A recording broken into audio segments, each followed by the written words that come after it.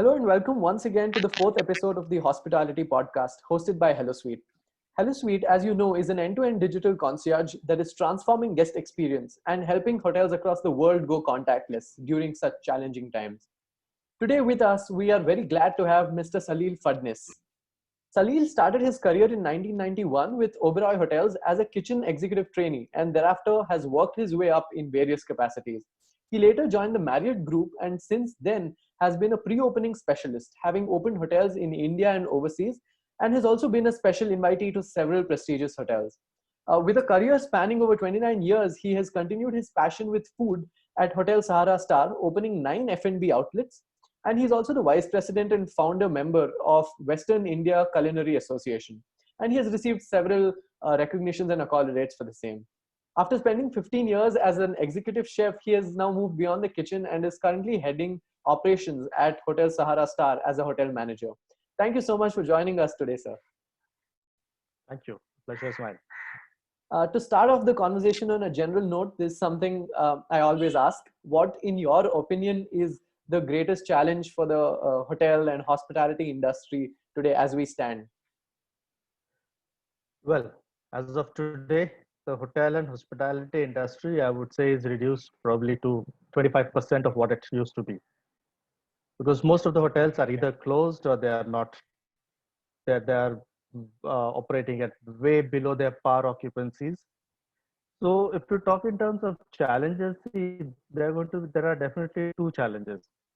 One is the operational challenge, which will be like how people adapt to this situation, to this new situation, how people adapt to this new protocol of COVID. So the challenge is mostly of survival, one on this operational aspect, and second aspect, which is more important, is the financial aspect. The hospitality industry is bleeding. That there are huge rents and there are huge interest costs which need to be paid off. So both these, the operational feasibility and the financials, these are definitely the challenges today. I don't know when exactly we will come to the par, the pre-COVID level, but yes, definitely whoever is operating, very few hotels are operating today, and people are not traveling. Occupancies are ranging just between 8 and 10%. So it's the guest, the customer's confidence, which has to come in before we actually go into complete operation.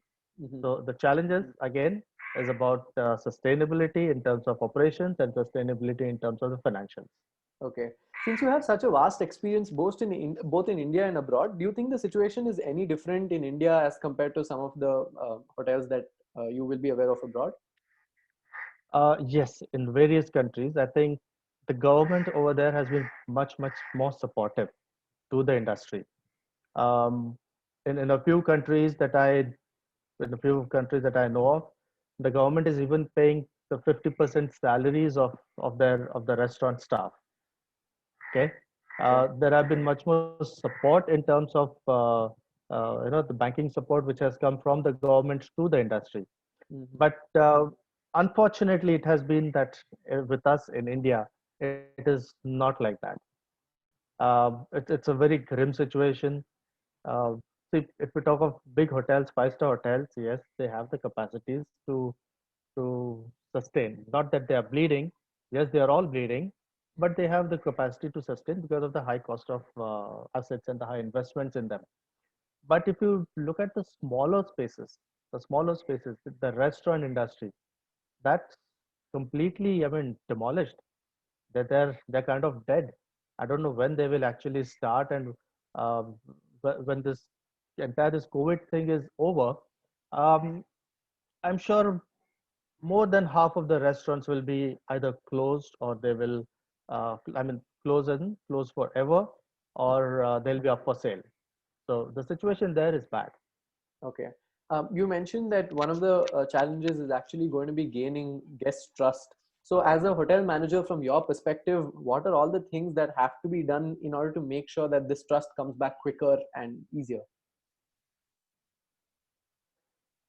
See, the biggest factor in that trust is going to be when the vaccine is announced and available freely in India, because that's going to be the biggest thing which will actually make people travel after they themselves, are immunized with that vaccine. In terms of the measures to be taken Mm. by the hotel, yes, you'll find a completely different industry. You'll find a completely different workplace, with people noticing it right from the entrance of the hotel, when you'll be subjected to a temperature check. Probably somewhere you'll be checked even for your oxygen levels. Mm. You'll find people everywhere in masks and face shields uh, and in gloves. When you come inside the lobby to the reception, if there's a ideally you will have a app-based check-in check-out system. If not, then there will be a shield in between the receptionist and you Mm. when you walk into the elevators. I hope there is no queue, but there's going to be definitely a lesser number of people who can get into the elevator. Yeah. You will probably either have some kind of a, again, uh, QR code based selection of the floors.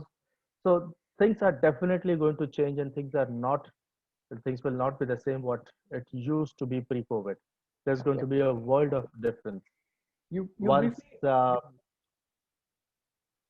yes, No, I was just moving on to the next question based on something you mentioned. So. okay, yeah, go ahead. So you briefly mentioned the usage of digital check-in and all of those things. What is your view on the adoption of technology? Because though the technology was there, it was not very widely adopted. Certainly not completely. But now, do you see a need for each and every hotel to move towards a digital check-in check-out process? And in what are the ways does technology really come in and change the picture here? See, Rishi, whether COVID or no COVID, Hmm. digital is definitely the way forward. Okay. That's what it's going to be. The technology was available, it was not being used, but now with COVID, I'm sure hotels will be forced to use this technology, and I'm sure everybody will take their own course of time to completely get into it. But at the Hmm. same time, the bigger question is, are the 100% of the clientele comfortable with using this technology? Because it has you have I mean, it's noticed that only a certain section of the society is comfortable with technology, Hmm. and of those, only a certain percentage prefers to use that technology. Otherwise, even if somebody is comfortable with technology, he's still comfortable using the technology, he still prefers the old way. I Yeah. mean, just to give an example of everybody was on to e-newspapers for the first 3 months of COVID. Hmm. But the moment newspapers were available, hard copies of newspapers, everybody wanted to have their newspapers in hand and read it. Hmm. So that's a classic example of very simple technology. What is available, what people are comfortable with, and what they prefer. So yes, definitely technology is the way forward. It might take its own time. COVID has only hastened the process. Okay. Just to give an example, again, Zoom was available even before COVID, Right. but nobody knew Z of Zoom. But the moment COVID struck, everybody was like an expert in Zoom. Right. So that's just very few small little examples.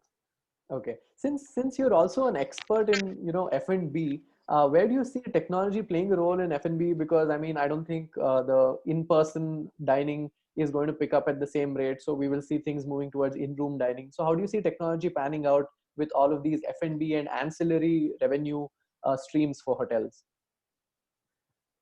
See, as far as F&B, let's start with food and service. Okay. Okay. So as far as preparation of food is concerned, over there you can't help it. It has to be prepared by hands. It has to be prepared by the people. Hmm. It's only the service part which comes in, whether you are in restaurant or whether you are in eating inside your room. If it's in a restaurant, yes, there are a lot of protocols which have been defined for restaurants, for social distancing, for reducing the touch points on your table, for reducing your touch points with the crockery and cutlery that one would use. E-menus are definitely coming in, or rather they're already there, and even contactless payments, app-based payments. Those are also the methods which are being used for in food and beverage today. In terms of service in the rooms, yes, again it's like I'm sure people are going to um, people want to reduce the number of visits by anybody, by a server to Okay. the room. So if it is, if you want to consume your food inside the room, that'll be just probably one visit that you as a customer would want. That okay, Hmm. fine, I would want to order everything once, let my food come in. Um, as a hotel, the person is not going to enter your room. He Yeah. will hand over the food to you outside your room. So nobody's entering your room. So there are a lot of changes. Some hotels would still go on with regular crockery and cutlery, obviously, which is completely washed and sanitized and passed through a UV ray, so just to kill all the viruses and all. Hmm. Some hotels might choose to do with disposable crockery and cutlery, Yeah. disposable cutlery, disposable plates, things like that. But that is an individual hotel's call. So the changes are going to be definitely, and they're going to be widely seen throughout the hotel, as in whichever part of the hotel you visit. Okay. So moving a little bit in the direction of recovery, I have a couple of questions there. First, do you see any difference in recovery happening for travel and business, such that business might, probably pick up sooner? Do you see any early signs of these? And as a manager, what should hotels be doing anything different in their approach so that even in these circumstances they can attract as many relevant guests as possible? Yes, see, as I said earlier, Hmm. uh, technology, there was a lot of technology which was available and people were not using it. COVID has taught people to use Zoom and Google Meet and Microsoft Teams, etc. Hmm. That is one space where I see probably businessmen not traveling so much in the immediate aftermath of COVID, okay, or Okay. probably for the next 6 months down the line. But yes, there will be a time wherein people would feel that no, I have to travel. If it's my business, I have to make personal contacts. So people would travel, but initially the travel would reduce.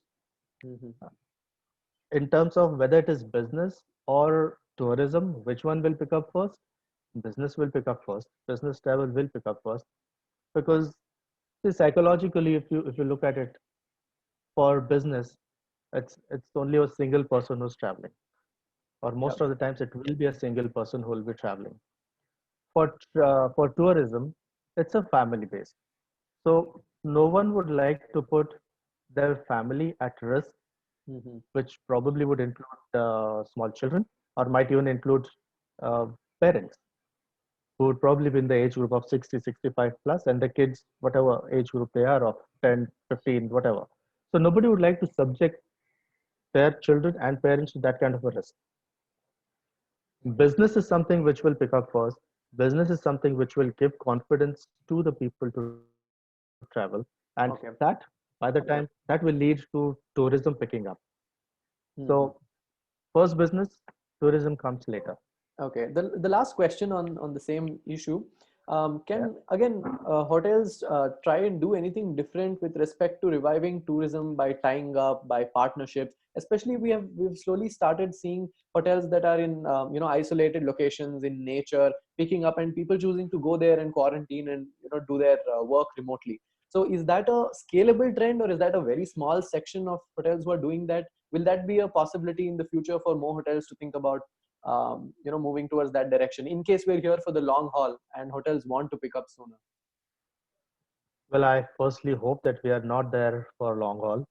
It has already Definitely. been 5 months plus, and everybody wants normalcy. So Absolutely. everyone wants normalcy to return as soon as possible. In terms of what you were saying earlier, hotels or resorts of locations off the road trying to tie up for quarantine things, etc.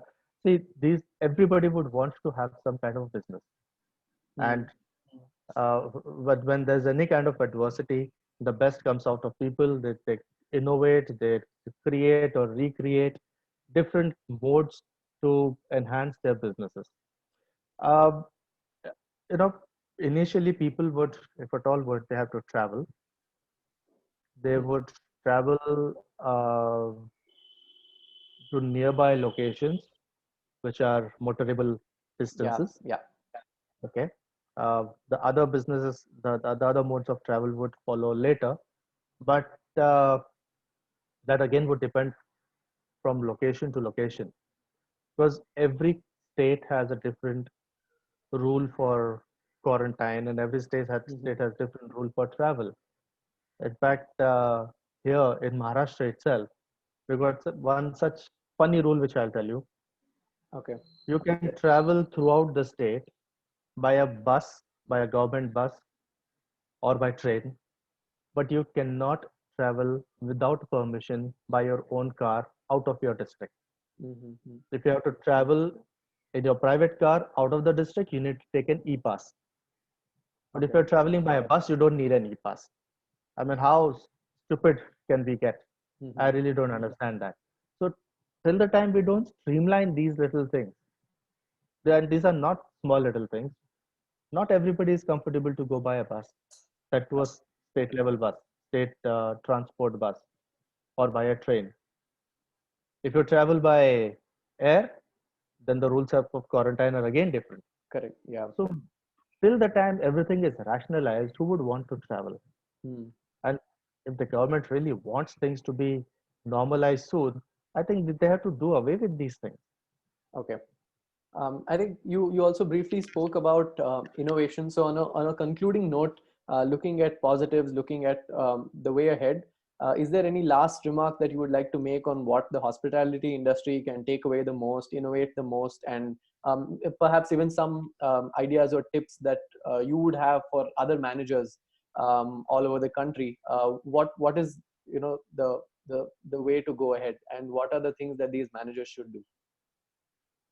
All these years, hotels were kind of against this entire delivery mechanism. That okay, no, no, I am a hotel, I'm a five-star hotel, I have some standard, and I will not deliver, I will Mhm. not home deliver and things like that. But since the time COVID has kicked in, every hotel has a vertical, which is delivery, Okay. home delivery. Most of the hotels have tied up with the delivery aggregators, Zomato or Swiggy and things like that. And every hotel is say with them, Mhm. offering their menus. And yes, they are doing, if not good, but definitely uh, a good chunk of business today is coming through delivery. So this Okay. is something which has been, people have invented, if I have to use that word, Mhm. during these COVID times, to keep themselves busy, to keep themselves going. Uh, other hotels, that there's been a huge business which is of this Vande Bharat flights which are going on, and Mhm. Right, right. quarantine facilities. So the hotels have turned themselves into quarantine facilities. Hotels have turned uh, for people who are probably suspected or even who are arriving from outside of India into it. So wherever there's an opportunity, uh, hotels have actually grasped those, Mhm. whether it's in terms of delivery or whether it's in terms of this quarantine. Okay. Thank you so much for all your insights on F&B management, safety, and the way to go ahead. It was a real pleasure to hear your thoughts today. Okay, thank you, Rishi.